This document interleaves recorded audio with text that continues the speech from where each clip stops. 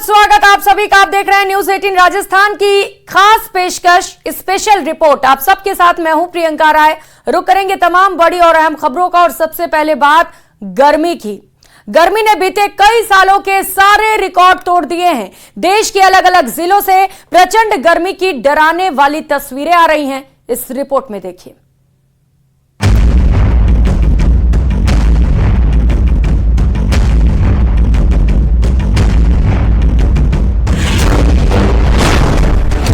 पारे का प्रहार, देश में हाहाकार। गर्मी से हालत पस्त, सारे रिकॉर्ड ध्वस्त। आग उगलता आसमान, हर तरफ कोहराम। देश भर में गर्मी ने कैसा कहर बरपा रखा है, ये तस्वीरों में देख लीजिए। 50 डिग्री वाला टॉर्चर मानो शरीर को झुलसा देने को तैयार है। बिहार में भी गर्मी लोगों पर कहर बनकर टूट रही है। शेखपुरा से डराने वाली तस्वीरें आई हैं, जहां 50 से ज्यादा स्कूली छात्र गर्मी की वजह से बेहोश हो गए। विद्यालय खुला, विद्यालय आने के बाद साफ सुथरा हुआ, प्रार्थना में बच्चे लोग लगे। उसी दौरान बच्चे 4-5 बच्चे गिर गए, बेहोश होकर गिर गए। अभी जो गर्मी का प्रकोप है, जिसका टेम्परेचर अभी बहुत हाई लेवल में जा रहा है, इसके चलते बच्चे लोग को परेशानी हो रही है। बेहोश हो रहे हैं क्लास में। सरकार से निवेदन है कि वो माने गर्मी को देखते हुए छुट्टी घोषित किया जाए। बिहार के ही बेगूसराय में भी गर्मी ने तांडव मचा रखा है। 45 डिग्री को पार कर चुके पारे ने यहाँ कई स्कूली छात्रों को बेसुध कर दिया है। राजस्थान के हालात तो सबसे बुरे हैं, जहाँ चुरू में पारा लगातार 50 पार बना हुआ है, तो राज्य के 11 जिलों में 48 डिग्री से ज्यादा का तापमान रिकॉर्ड किया गया है। जयपुर के अंदर यहाँ पर काफ़ी इंतज़ाम चौराहों पर ज़रूर किए गए हैं। कई जगह शेल्टर लगाए गए हैं और रेड लाइट है, क्योंकि ये जयपुर का मेन चौराहा। रेड लाइट तो यहाँ कम की ही नहीं गई है, उतनी ही देर है। लेकिन ट्रैफिक का दबाव बढ़ने पर मैनुअल अधिकार दिया गया कि कुछ यहाँ पर जल्दी लोगों को निकाला जाए, जिससे ज़्यादा परेशानी हो। आप देखिए कि पीछे टेंट है, उसके पीछे भी लंबी कतार नजर आएगी आपको। सूर्य देवता के कोप के आगे सारी तकनीक फेल हो चुकी है, इसीलिए मंत्रोच्चार और यज्ञ के सहारे राहत की उम्मीद लगाई जा रही है। ये पर्जन्य यज्ञ किया गया है। पर्जन्य यज्ञ का मतलब है भगवान इंद्र से प्रार्थना, और ये जल साधना के अंतर्गत जो है की गई है। 11 ब्राह्मणों के द्वारा नीलकंठ महादेव मंदिर में श्वेत स्थान पर ये आज आयोजन किया गया है। आलम ये हो चुका है कि मौसम विभाग की तरफ से लगातार अलर्ट जारी किया जा रहा है। इस सीजन में पहली बार पारा 50 डिग्री सेल्सियस को क्रॉस कर गया। पिछले 24 घंटों में सबसे ज़्यादा अधिकतम तापमान चूरू में 50.5 डिग्री सेल्सियस रिकॉर्ड हुआ है। इसके अलावा गंगानगर, फलोदी और पिलानी में भी अधिकतम तापमान 49 डिग्री और इससे ऊपर रिकॉर्ड हुआ है। यही वजह है कि लगातार हीट स्ट्रोक के मामले बढ़ते जा रहे हैं। देश की राजधानी दिल्ली में टेम्परेचर ने ऐसा असर किया है कि हर कोई बेहाल है। कई इलाकों में पारा 50 को क्रॉस कर चुका है और नए कीर्तिमान बनाने को तैयार है। चुनौती बड़ी तब और हो जाती है जब गर्मी के प्रचंड मौसम में पानी की किल्लत सामने खड़ी हो। महाराष्ट्र के नागपुर में पारे ने हालत इस कदर खराब कर दी है कि ट्रांसफार्मरों को भी कूलरों की जरूरत पड़ रही है। बिजली की ट्रिपिंग से बचाने के लिए ट्रांसफार्मरों को लगातार ठंडा किया जा रहा है। लोगों के सामने अब यही सवाल है कि कब मेघों की मेहरबानी होगी और कब इस जानलेवा गर्मी से लोगों को छुटकारा मिलेगा। और इस बीच पाकिस्तान ने आखिरकार वो सच कबूल कर लिया जिसे वो बीते 25 साल से छिपाता आ रहा था। पाकिस्तान के पूर्व प्रधानमंत्री नवाज शरीफ ने आखिरकार इस बात को मान लिया है कि 1999 में कारगिल युद्ध की शुरुआत उसी ने की थी और उसी साल हुए ऐतिहासिक लाहौर समझौते को भी तोड़ दिया था। हालांकि उसके लिए नवाज शरीफ ने ठिकरा पूर्व जनरल परवेज मुशर्रफ पर फोड़ा है और कहा कि यह हमारी गलती थी कि हमने लाहौर समझौते को तोड़ दिया। ये रिपोर्ट देखिए।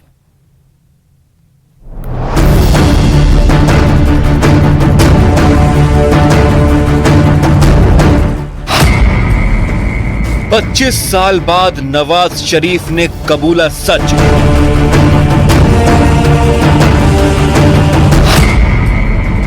नवाज शरीफ ने स्वीकारी पाकिस्तान की धोखेबाजी।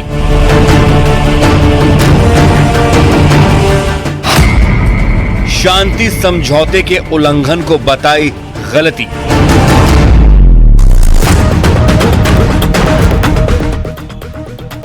जिसकी बुनियाद झूठ पर टिकी है, वो पाकिस्तान जिसका चेहरा झूठ के नकाब से छिपा है। उस पाकिस्तान के पूर्व प्रधानमंत्री नवाज शरीफ ने अब सच को कबूल लिया है। वो सच जिसके पर्दे के पीछे 25 साल से पाकिस्तान अपना काला चेहरा छिपा रहा था। लेकिन अब नवाज शरीफ ने पहली बार स्वीकार किया है कि करगिल युद्ध पाकिस्तान की गलतियों की वजह से हुआ। नवाज शरीफ ने कहा कि उस दौरान पाकिस्तान ने साल 1999 में हुए लाहौर समझौते का उल्लंघन किया था, जिसका नतीजा करगिल युद्ध के रूप में सामने आया। वाजपेयी साहब लाहौर तशरीफ लाए, याद है या नहीं याद है? याददाश्त कमजोर है ना आपकी? तो तशरीफ लाए और हमसे आके यहाँ पे मुआहदा किया।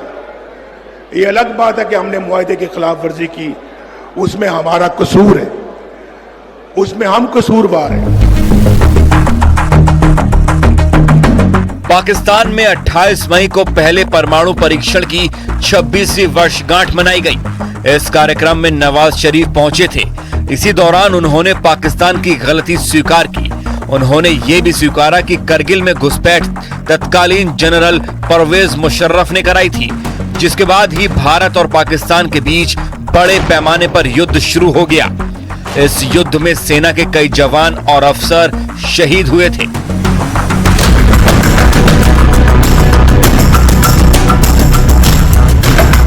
दरअसल लाहौर शांति समझौते की शुरुआत 1998 में भारत के पोखरण परमाणु परीक्षण में हुई। भारत के परमाणु परीक्षण के फौरन बाद ही पाकिस्तान ने 28 मई 1998 को परमाणु परीक्षण किए, जिससे दोनों देशों में तनाव बढ़ गया और इस तनाव को कम करने की पहल की तत्कालीन प्रधानमंत्री अटल बिहारी वाजपेयी ने, जो बस से लाहौर गए, जहां पर दोनों देशों के बीच शांति समझौता हुआ था। 21 फरवरी 1999 को अटल बिहारी वाजपेयी और नवाज शरीफ ने लाहौर समझौते पर हस्ताक्षर किए थे। ये दोनों देशों के बीच शांति और स्थिरता के लिए समझौता था। इस समझौते में दोनों देशों ने सहमति व्यक्त की कि वो 1998 के बाद कोई और परमाणु परीक्षण नहीं करेंगे। इसके साथ ही दोनों देशों में जम्मू कश्मीर का मुद्दा सुलझाने पर समझौता हुआ। नवाज शरीफ के मुताबिक पाकिस्तान ने कुछ ही महीने बाद इस समझौते का उल्लंघन किया। पाकिस्तान की तरफ से घुसपैठ हुई और उसी वजह से करगिल युद्ध हुआ था। हालांकि अब 25 साल बाद नवाज शरीफ ने गलती कबूल की है, जबकि करगिल के बाद अब तक दोनों देशों के बीच रिश्ते कभी सामान्य नहीं हो पाए।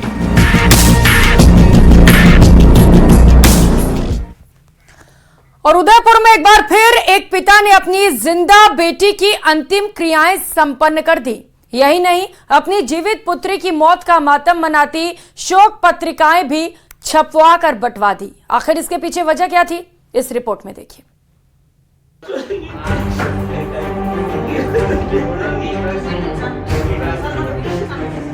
अभी कुछ दिनों पहले उदयपुर के आदिवासी बहुल सायरा क्षेत्र में एक युवती द्वारा गैर समाज में शादी करने के मामले में परिजनों ने अंतिम संस्कार की विधियां संपन्न कर सिर मुंडवाया और शोक पत्रिकाएं बंटवा दी। कुछ इसी तरह का मामला एक बार फिर उदयपुर शहर के ही हिरणमगरी इलाके में देखने को मिला। यहाँ भी एक पिता ने अपनी जिंदा बेटी की शोक पत्रिका छपवा दी। इतना ही नहीं, परिवार ने मुंडन करवाकर मृत्यु भोज तक कर दिया। मामला यहाँ भी वही है कि बेटी ने घर से भागकर घर वालों की मर्जी के खिलाफ अपनी मर्जी से शादी कर ली है। परिवार के लोगों ने बिटिया को समझाने की लाख कोशिश की, लेकिन जब वो नहीं मानी तो परिवार के सदस्यों ने सिर मुंडवाकर अपनी बेटी से सारे रिश्ते नाते तोड़ दिए और उसका मृत्यु भोज दे डाला। मेरी बेटी थी जो गैर समाज गैर जाति वाले के साथ मेरे को छोड़ के, हमको माँ बाप को छोड़ करके वो चली गई। और जाने के बाद में भी हमने खूब रिक्वेस्ट की, खूब मन्नतें की, लेकिन वो किसी चीज़ में नहीं मानी हमारी बात और हमारे खिलाफ रिपोर्ट दर्ज कराई कि हमारे माँ बाप से खतरा है, हमारे माँ बाप से खतरा है, और हम कहाँ खतरा बने उसके लिए। तो हम ये बताना चाहते हैं कि बेटा हम कोई खतरा नहीं है, हमने ऐसा कोई पाप नहीं किया और हम तुम्हारे हाथ आके हाथ जोड़ के तुम सामने नहीं है तो हम हाथ जोड़ के तुमसे माफी मांगते हैं, हमारी कोई गलती हो गई हो और हम तुम्हारे लिए कोई खतरा नहीं है। दुनिया के हर माँ बाप अपने बच्चे को काफी नाजों से पालते हैं।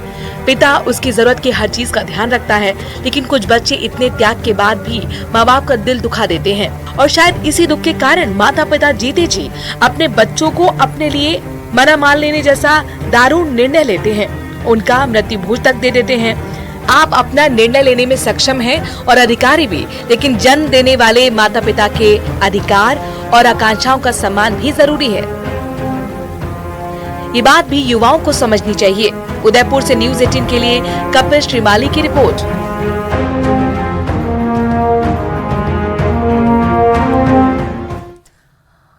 और अब बात साइबर फ्रॉड की साजिश के शिकार हुए शख्स की। सॉफ्टवेयर इंजीनियर युवती शिकार हो गई, जिसे टेररिस्ट के आतंक का डर भी दिखाया गया। मिनी मुंबई में डिजिटल सेल्फ अरेस्ट की एक और वारदात हुई।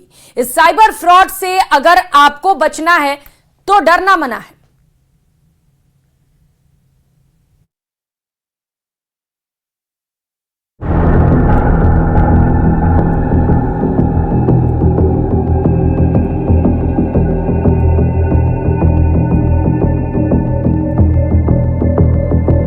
आपके जो डॉक्यूमेंट्स हैं वो यूज हुए हैं आतंकवादी गतिविधियों में, यूज हुए टेररिस्ट एक्टिविटीज में, और आपने अगर इसको कहीं भी शेयर किया तो इसके अगर आपने कहीं भी शेयर किया तो आपके पिता को, माता पिता को जान से खत्म कर दिया जाएगा।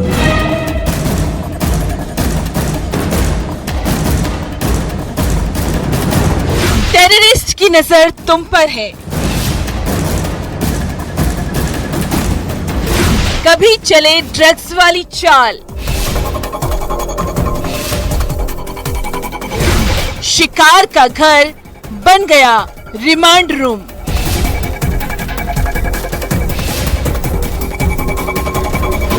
साइबर फ्रॉड का नया ट्रेंड, मनी का माइंड गेम। किरदार नहीं बदले, बदलते गए टारगेट। वो करेंगे जासूसी, फिर कर लेंगे किडनैप। मिनी मुंबई में ठगों की 3rd डिग्री। डरेंगे तो लग जाएगा चूना। आपके मोबाइल में बज रही अनजान नंबर की कॉल कहीं खतरे की घंटी तो नहीं, कहीं कोई ठग आपको अपनी जाल में फंसाने की साजिश तो नहीं बुन रहा। ये अनजान दहशत कहीं आपका पीछा तो नहीं कर रही, जिसका नाम है डिजिटल अरेस्ट। मिनी मुंबई यानी इंदौर में ऑनलाइन ठगों की ये 3rd डिग्री, जिसका शिकार हुई सॉफ्टवेयर इंजीनियर युवती। ठगी का तरीका वही था, बस यहाँ पैटर्न थोड़ा अलग है। आज और एक मामला सामने आया डिजिटल अरेस्ट का, जिसमें एक बच्ची जो कि इंदौर की रहने वाली है और बेंगलोर में जॉब करती है, उसके पास फोन आया और ये बताया गया कि आपके डॉक्यूमेंट्स गलत यूज हुए हैं। जो फेडेक्स इंटरनेशनल कुरियर सर्विस से बोल रहे हैं और आपका जो कस्टम में आपके रोक लिया गया है और उसमें इलीगल ड्रग्स हैं। और सीबीआई से बात कराई, सीबीआई बनकर, क्राइम ब्रांच बनकर और कस्टम ऑफिसर बनकर इसको लगातार थ्रेट दिया गया। पेशे से सॉफ्टवेयर इंजीनियर युवती को अनजान नंबर से कॉल आया। उसके बाद डर दिखाया गया कि उसके दस्तावेज का टेररिस्ट एक्टिविटी में इस्तेमाल किया गया है।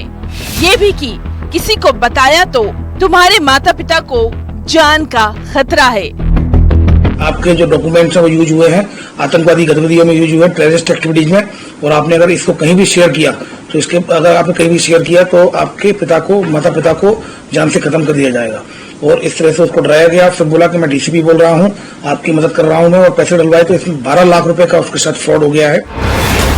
हैरानी देखिए, फर्जी पुलिस वालों ने ये कॉल किया, जांच एजेंसी का डर दिखाया। उसके बाद वही फर्जी पुलिस वाले आतंकवादियों का डर दिखाने लगे। उसके बाद मोटी रकम की डिमांड। पुलिस ऑफिसर ये बता रहा था उनको कि टेररिस्ट को अगर पता चल गया तो तुम्हारी माता पिता की जान को खतरा है, इसलिए हम आपको सेव करेंगे, आप चिंता नहीं करें, पर आप अकाउंट में पैसे डालते जाएं। तो इस तरह की एक क्राइम ब्रांच में कंप्लेंट आई है, उसको कल गंभीरता से ले जाकर उस पर कार्रवाई की जा रही है। शादी के लिए रखी गई 12 लाख की एफडी तुड़वाकर सॉफ्टवेयर इंजीनियर युवती ने ठगों के अकाउंट में रुपए ट्रांसफर कर दिए। सोचिए दहशत क्या होगी।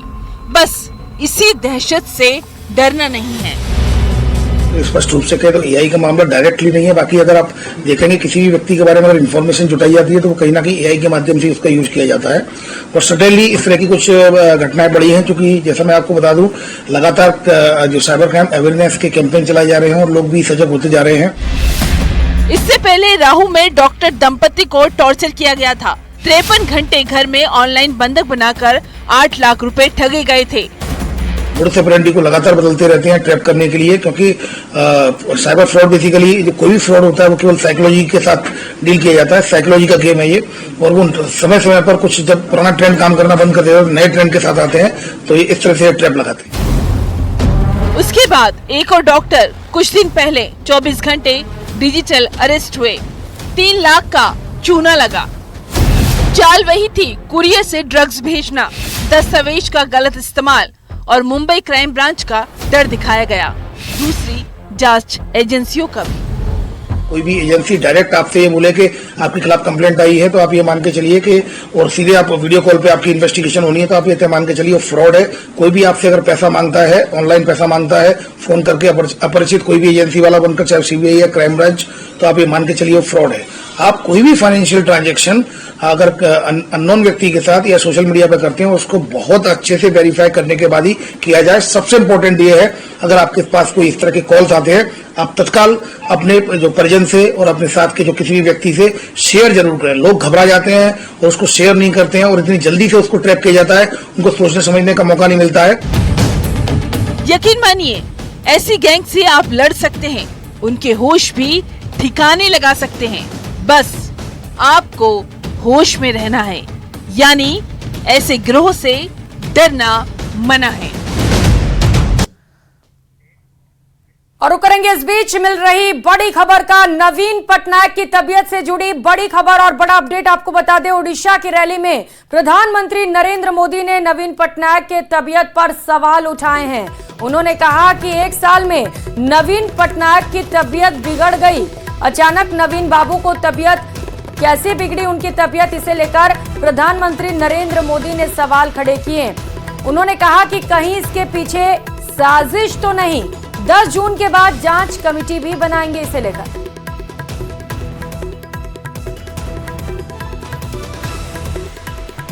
नवीन बाबू के करीबी रहे लोगों का मानना है कि उनकी तबीयत बिगड़ने के पीछे कोई साजिश भी हो सकती है। सवाल ये कि नवीन बाबू की तबीयत खराब होने के पीछे क्या कोई षड्यंत्र है क्या? ये उड़ीसा के लोगों को जानने का अधिकार है। कहीं इसमें उस लॉबी का तो हाथ नहीं है ना, जो नवीन बाबू के नाम पर पर्दे के पीछे उड़ीसा में सत्ता भोग रहे हैं। इस रहस्य से पर्दा उठना जरूरी है। और खबरों में आगे बढ़ेंगे। रूस से खबर है, जहां पर रूस ने परमाणु बम की धमकियां दी तो कई बार हैं, लेकिन अब की बार रूस ने सीधा अमेरिका को तीसरे विश्व युद्ध की धमकी दे दी। वो चौंकाने वाला भी है और डराने वाला भी। यूक्रेन युद्ध में रूस खार्किव को रौंद रहा है। जेलेंस्की 3 देशों की यात्रा पर है ताकि यूक्रेन को मदद मिल सके, और इन सब के बीच पोलैंड ने ऐसी चिंगारी भड़का दी जिसकी पुतिन बहुत खतरनाक सजा दे सकते हैं। देखिए रिपोर्ट।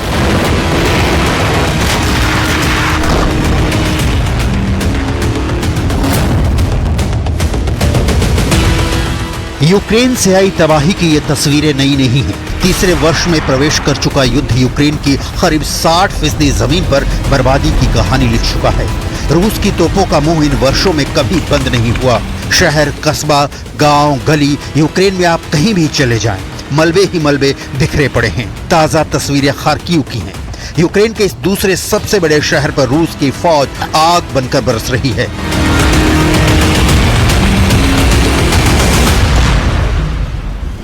खार्किव वही रीजन है जिस पर रूस ने 2022 में कब्जा कर लिया था। यूक्रेन की फौज ने जबरदस्त फाइट बैक किया और रूस जब दोबारा खार्किव के खिलाफ अभियान चला रहा है तो यूक्रेन की फौज एक बार फिर मुंहतोड़ जवाब दे रही है।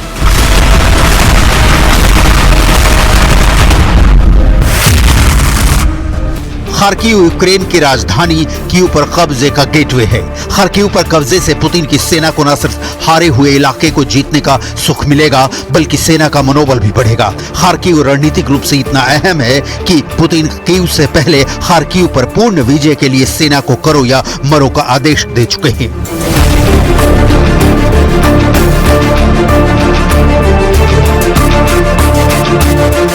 खार्किव के अलावा रूस की सेना इस वक्त माइकोलाइव में भीषण युद्ध लड़ रही है, लेकिन युद्ध की इन भयानक तस्वीरों से भी ऊपर वो खबर आपको दिखाती ही जिसकी सच्चाई रूस और यूक्रेन को ही जलाने वाली नहीं है बल्कि इसका असर पूरी दुनिया पर होगा।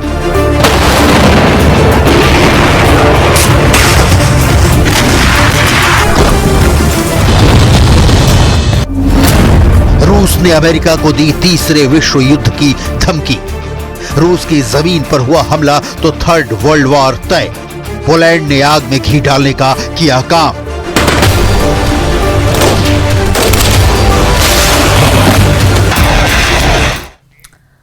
और फिलहाल यह वक्त है छोटे से ब्रेक का। आगे देखिए 30 मिनट में 50 जिले। नमस्कार।